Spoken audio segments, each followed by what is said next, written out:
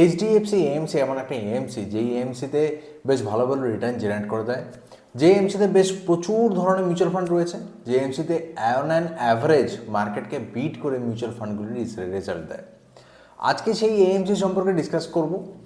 HDFC এএমসির 5টি best mutual fund যেটা 2025-এ খুব ভালো রেজাল্ট দিয়েছে এবং আগামী দিনেও ভালো রেজাল্ট দেওয়ার ক্ষমতা রাখে। আজকের ভিডিওতে সেই 5টি মিউচুয়াল ফান্ডের ডিটেলসে ডিসকাশন হবে। বন্ধুরা, আমার নাম প্রতীক ঘোষ, তোমরা আছো প্রতীক স্পিক্স। এই চ্যানেলে মিউচুয়াল ফান্ড এবং শেয়ার মার্কেট সম্পর্কে বিভিন্ন ভিডিও নিয়ে আসা হয়। যদি চ্যানেলটি পছন্দ হয় অবশ্যই চ্যানেলটিকে একবার সাবস্ক্রাইব করে নেবে। এই ভিডিওটিকে অবশ্যই একবার লাইক করে দেবে বন্ধুরা, কারণ এই ভিডিওতে তোমাদের লাইকের খুব প্রয়োজন রয়েছে। তো আর সময় নষ্ট না করে ভিডিওটি শুরু করা যাক। নাম্বার 5 যে ফান্ডটি রয়েছে সেটি হচ্ছে HDFC multi asset active fund of fund. এরকম যখন আমরা মাল্টি অ্যাসেট কথাটি শুনি, তার মানে হচ্ছে এখানে শুধুমাত্র স্টক নেই, এখানে কি থাকতে পারে, এখানে বন্ড থাকতে পারে, এখানে ইটিএফ থাকতে পারে, এখানে গোল্ড থাকতে পারে, এরকম বিভিন্ন ধরনের ইনস্ট্রুমেন্ট থাকতে পারে। ফান্ড অফ ফান্ড মানে এখানে আদার্স মিউচুয়াল ফান্ডও থাকতে পারে। তার মানে এখানে আপনার টাকা সম্পূর্ণভাবে ডাইভার্সিফাইড হয়েই নিবেশিত হয়। এরকম ফান্ডের কখন প্রয়োজন হয়? সাধারণত যেই সময় আমরা বুঝতে পারি না যে মার্কেটের মোমেন্টামটা কোন দিকে, শেয়ার মার্কেটে বেশি রিটার্ন দেবে না কমোডিটি মার্কেটে বেশি রিটার্ন দেবে না গোল্ডে বেশি রিটার্ন দেবে, সেরকম সিচুয়েশনে আমরা কি করি, এরকম পার্টিকুলার ফান্ডগুলোকে চুজ করি যেখানে অনেক ধরনের অ্যাসেট থাকে, সেখানে একটা বেশ ভালো রিটার্ন আমাদের জেনারেট হয়। যদি এখানকার এক বছর রিটার্ন দেখি তাহলে 15.39% রিটার্ন জেনারেট করেছে গত বছর বড় বড় মিউচুয়াল ফান্ড স্টক মার্কেটের থেকে যারা ডাইরেক্ট ইনভেস্টমেন্ট করে স্টক মার্কেটে, সেগুলো 15.39% জেনারেট করতে পারেনি, সেখানে এটা জেনারেট করেছে। যদি 3 বছরের অ্যাভারেজ দেখি তাহলে 16.41% অ্যাভারেজ রয়েছে। ফান্ডটি বেশি পুরনো নয়, তাই 5 বছরের ডেটা এখানে অ্যাভেলেবেল নয়।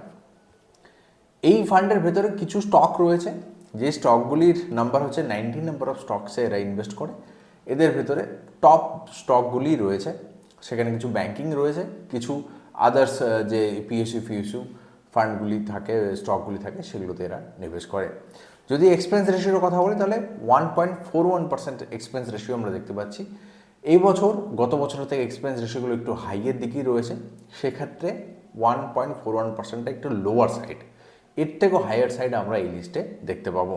যদি এক্সিট লোডের কথা বলি, যদি 15%-এর উপরে কেউ উইথড্র করতে চায় এক বছরের ভেতরে, তাহলে 1% দিতে হবে, আদারওয়াইজ তাকে এক্সিট লোড দিতে হবে না যদি সে এক বছরের পরে কিংবা 15%-এর বিলো উইথড্র করে টোটাল ইনভেস্টেড অ্যামাউন্টের উপর। এখানে কোনো বেঞ্চমার্ক নির্দেশিত নয়, কারণ এরকম কোনো বেঞ্চমার্কই হয় না যেখানে গোল্ড, যেখানে বন্ড, যেখানে মিউচুয়াল ফান্ড সব কিছুকে একসাথে লিস্ট করা হয়। সেই জন্য এখানে কোনো পার্টিকুলার বেঞ্চমার্ক নেই, এটা মাল্টি অ্যাসেটের থ্রুতে নিবেশ হয়।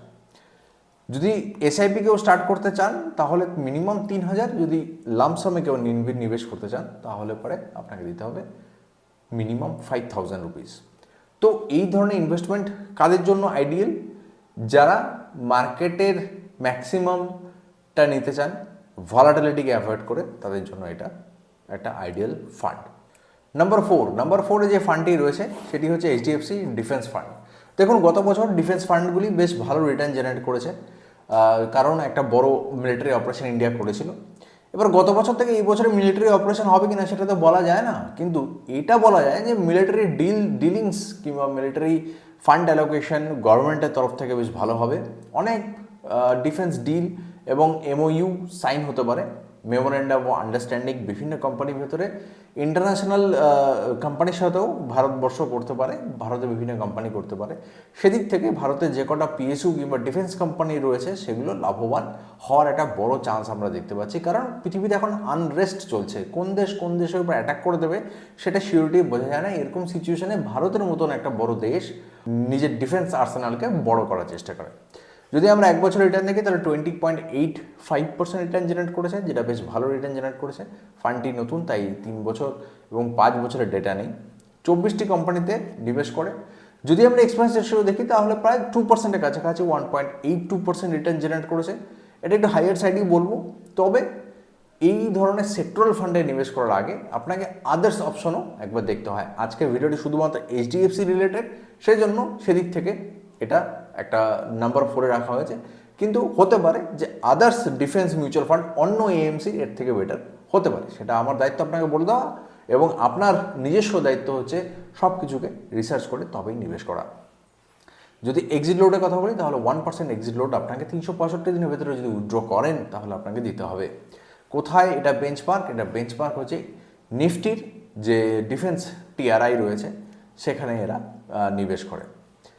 মিনিমাম 3,000 এবং lump sum 5,000 minimum investment amount. Number থ্রিতে যে ফান্ডটি রয়েছে সেই ফান্ডটিতে আমার মনে হয় যারা শেয়ার মার্কেটে একটু নিবেশ করেছে তাদের জন্য খুব ইজি, কারণ এই particular sector always growing. India একটা ডেভেলপিং ইকোনমি যেখানে র্যাপিড রিফর্মস আসছে এবং মার্কেট প্রচুর বড় হচ্ছে, অনেক বেশি ইন্ডাস্ট্রিয়ালাইজেশন হচ্ছে, অনেক কনস্ট্রাকশন হচ্ছে, সব দিকেই গ্রো হচ্ছে। এই গ্রোয়ের ব্যাকবোন হিসাবে রয়েছে হচ্ছে ইন্ডিয়ার banking system. Bank loan provide করছে, ব্যাংক মানি ট্রান্সফার করতে সাহায্য করছে, ব্যাংক ক্যাশ ফ্লোকে নির্ধারিত করছে, এবং সব কিছু রেগুলেট হচ্ছে আরবিআই দ্বারা। আরবিআই লাস্ট 2বার রেপো কাট করেছে, সেই জন্য এই মুহূর্তে লোনের পার্সেন্টেজ অনেক কম রয়েছে।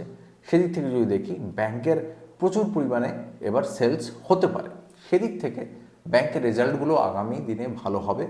এবং সেদিক থেকে ব্যাংকিং এবং নন ব্যাংকিং যে ফাইন্যান্সিয়াল সেক্টরগুলো রয়েছে, যেরকম ব্যাংকিং বলতে আমরা এসবিআই, এইচডিএফসি, আইসিআইসিআই এগুলোকে বুঝি, non banking Bajaj Finserv, Muthoot finance, এরকম ধরনের নন ব্যাংকিং যারা ব্যাংক নয় কিন্তু ফাইন্যান্স রিলেটেড জিনিসপত্র প্রোভাইড করে থাকে, লোন টোন এরকম দিয়ে থাকে, তাদের বেশ একটা গ্রোথ আমি প্রেডিক্ট করতে পারছি। তো সেদিক থেকে এই ফান্ডটি বেশ ভালো, এবং আপনারা যে কোনো সময় এটাতে ইনভেস্ট করতে পারেন। এটা পার্টিকুলার এরকম নয় যে এবছর চলবে তো পরের বছর চলবে না। যদি ব্যাংকিং সেক্টর না চলে তাহলে ভারতের ইকোনমি ডাউন হবে, এবং ভারতের economy is thriving and growing very fast.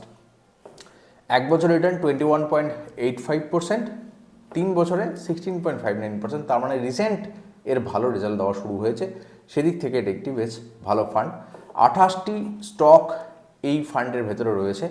Expense ratio 1.9%, মানে 2%-এর কাছাকাছি, একটু হাইয়ার সাইড, কিন্তু যদি রিটার্ন ভালো হয় তো সেটাও সহ্য করা যায়। এক্সিট লোড যদি 30 দিনের ভেতরে কেউ উইথড্র করে তাহলেই 1% দিতে হবে, আদারওয়াইজ দিতে হবে না। নিফটি ফাইন্যান্সিয়াল সার্ভিসেস টিআরআইতে নিবেশ করে মিনিমাম 3,000 টাকা এবং 5,000 টাকা আপনাকে দিতে হবে। যদি আপনি এসআইপি করেন তো 3,000, যদি আপনি লামসাম করেন তো 5,000 মিনিমাম আপনাকে ইনভেস্টমেন্ট করতে হবে। বন্ধুরা, নাম্বার দুইতে যে ফান্ডটি রয়েছে সেটি হচ্ছে HDFC gold ETF fund of fund. দেখুন, ইটিএফ ফান্ড অফ ফান্ড মানে কি? এই যে মিউচুয়াল ফান্ডটি রয়েছে সেটা অ্যাকচুয়ালি বাই কী করে রেখেছে, গোল্ডের ইটিএফকে বাই করে রেখেছে। সেই জন্য গোল্ডের ইটিএফ একটা ফান্ড, সেটাকে নিয়ে একটা ফান্ড তৈরি হয়েছে, তাই নাম হচ্ছে ফান্ড অফ ফান্ড। গোল্ড এই বছর বেশ ভালো রেজাল্ট দিয়েছে, আগের বছরের থেকে প্রায় 3 গুণ রেজাল্ট দিয়েছে। যদি আমরা 1 বছর রিটার্ন দেখি তাহলে 47.53% এই পার্টিকুলার ফান্ডটি জেনারেট করেছে। 3 বছরের রেজাল্ট হচ্ছে 33.29%।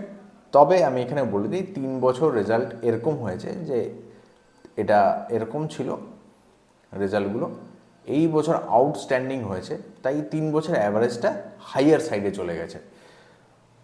অন অ্যান অ্যাভারেজ যদি আমরা রিটার্ন দেখি তাহলে 21.82% 5 বছরে দেখাচ্ছে, কিন্তু 15% আমরা অন অ্যান অ্যাভারেজ একটা রিটার্ন দেখতে পারি। এক্সপেন্স রেশিও হচ্ছে 0.5% আমরা এক্সপেন্স রেশিও দেখতে পারি, যেটা খুবই সাশ্রয়ী, খুব একটা বেশি নয়, এবং খুবই সাশ্রয়ী এখানে আমরা পেয়ে যাই। যদি এক্সিট লোডের কথা বলি তাহলে যদি 15 দিনের ভিতরে কেউ উইথড্র করে তবেই 1% দিতে হবে, আদারওয়াইজ কোনো এক্সিট লোড আপনাকে দিতে হবে না। ডোমেস্টিক গোল্ড প্রাইস যেরকম বাড়বে এই ফান্ডের ভ্যালুও তত বাড়বে। মিনিমাম ইনভেস্টমেন্ট হচ্ছে 3,000 টাকা যদি কেউ এসআইপি স্টার্ট করেন, যদি লামসাম স্টার্ট করেন তাহলে মিনিমাম ইনভেস্টমেন্ট হচ্ছে 5,000 রুপিস। বন্ধুরা, এতক্ষণ অবধি যদি ভিডিওটা দেখে থাকেন তাহলে অবশ্যই চ্যানেলটিকে কনসিডার করবে সাবস্ক্রাইব করার জন্য, আর ভিডিওটিকে একবার লাইক করে দেবেন। আপনাদের লাইকের প্রচণ্ড প্রয়োজন রয়েছে এই চ্যানেল। নাম্বার 1, আজকের যে নাম্বার 1 ফান্ডটি রয়েছে যেটা 2025-এ খুব ভালো রেজাল্ট দিয়েছে সেটি হচ্ছে HDFC silver ETF fund of fund. মানে সিলভারের ইটিএফ ছিল, সেটাকে কিনে একটা ফান্ড বানানো হয়েছে, মিউচুয়াল ফান্ড, সেখানে নিবেশ করার জন্য এই ফান্ডটি তৈরি। যদি 1 বছর রিটার্ন দেখি তাহলে পুরো মাথা খারাপ হয়ে যাবে এই ফান্ড দেখে। এটা হচ্ছে 187.34% রিটার্ন। এবার কথা হচ্ছে এটা কি রিপিট হবে এরকম? অবশ্যই হবে না। অবশ্যই হবে না। এটা আপনাদেরকে বুঝতে হবে যে একটা যখন বুল রান আসে তারপরে সেটা রিপিট হওয়ার চান্স খুব কম। কিন্তু তাই বলে কি একেবারেই বিলো হয়ে যাবেন না, 187% হবে না, কিন্তু 20-25% আমরা তো পেতেই পারি, যেটা প্র্যাকটিক্যাল, যেটা রিজনেবল, সেটার কথাই বলছি। কারণ এখনও সিলভার কিন্তু বুলিশে রয়েছে, বুলিশ প্যাটার্নে রয়েছে। যদি বেয়ারিশ হয়ে যেত তাহলে পরে এটা রেকমেন্ডেশন আমি রাখতামই না, হাজার হাই ভ্যালু রিটার্ন দিয়ে থাকুক না কেন। তবু যদি এই মুহূর্তে কেউ নিবেশ করে, দেখুন মার্কেট একটা সেন্টিমেন্টের উপরে চলে। এখন ইন্টারন্যাশনাল মার্কেটে যে সেন্টিমেন্ট রয়েছে সেটা খুবই বেয়ারি সেন্টিমেন্ট রয়েছে। কোন দেশের উপর অ্যাটাক করে দেবে, কে কার উপর ট্যারিফ চাপিয়ে দেবে, কে কার সাথে বন্ধুত্ব করবে, কে কার সাথে খারাপভাবে চলবে, যে ওয়ার্ল্ড ট্রেডের যে ব্যাপারটা ছিল সেটা এখন কিন্তু দুমড়ে মুচড়ে গেছে। তো সেদিক থেকে সিলভারের প্রাইসটা যে উপর দিকে যাচ্ছে, কারণ কিছু কান্ট্রি, কিছু ইনভেস্টর সিলভারের দিকে ঝুঁকে গেছে। তারা চাইছে সিলভারটাকে আমরা স্টক পাইল করব, তারা চাইছে গোল্ডটাকে আমরা স্টক পাইল করব, সেই জন্যই কিন্তু এই প্রাইসগুলো হাই হচ্ছে। যতদিন না ওয়ার্ল্ড অর্ডারে একটা ফ্রি ট্রেড কিংবা একটা রেগুলারাইজড ট্রেড ঠিক হচ্ছে যে এইভাবে ট্রেড হবে, এরকম মানে এক দেশের প্রতি খুব বেশি ভালোবাসা, এক দেশের প্রতি খুব খারাপ ভালোবাসা, এই জিনিসগুলো যবে যাবে ততদিন অবধি সিলভারের প্রাইসটা বাড়তে পারে। এটা একটা ন্যাচারাল কারণ। এছাড়াও সিলভার একটা কমোডিটি হিসাবে কাজ করে। সিলভারের ইউজ আছে, ইন্ডাস্ট্রিয়াল ইউজ রয়েছে। কোথায় রয়েছে? ইভি সেক্টরে ইউজ রয়েছে, সেমিকন্ডাক্টর সেক্টরে ইউজ রয়েছে। সেই সব কারণে সিলভার প্রাইসটা উপরের দিকে যায়। সেদিক থেকেও সিলভার আগামী 1-2 বছর তো ভালো রেজাল্ট দিতে পারে, এটা একটা ক্যালকুলেটেড রিস্ক। তবু যদি আপনাদের মনে হয় কোনো মুহূর্তে যে এটা একটু বেশি রিস্কি হয়ে গেছে, নিবেশ করে ফেলেছেন, বেরোতে চাই, তারা 15 দিন পরে বেরোবেন। কারণ 15 দিনের ভেতরে যদি বেরিয়ে যান তাহলে 1% এক্সিট লোড আপনাকে দিতে হবে। আদারওয়াইজ আপনি যে কোনো মুহূর্তে উইথড্র করতে পারেন, আপনাকে কোনো এক্সিট লোড দিতে হবে না। এক্সপেন্স রেশিও হচ্ছে 60 পয়সা, 100 টাকাতে 60 পয়সা, এটা খুব একটা বেশি আপনাকে এফেক্ট করবে না। ডোমেস্টিক সিলভার প্রাইস যত বাড়বে আপনার সিলভারের মিউচুয়াল ফান্ডটাও উপরের দিকে যাবে। মিনিমাম এসআইপি অ্যামাউন্ট হচ্ছে 3000, আর কেউ যদি লামসাম করতে চান তাহলে তার জন্য রয়েছে 5000 টাকা। আশা করি এই ভিডিওটি আপনাদের ভালো লাগবে। যদি ভিডিওটি ভালো লেগে থাকে তো ভিডিওটিকে একটু শেয়ার করে দেবেন নিজেদের বন্ধুদের সাথে যারা এখন নিবেশ টিবেশ করে। আর আপনাদের সাথে দেখা হবে পরবর্তী ভিডিও।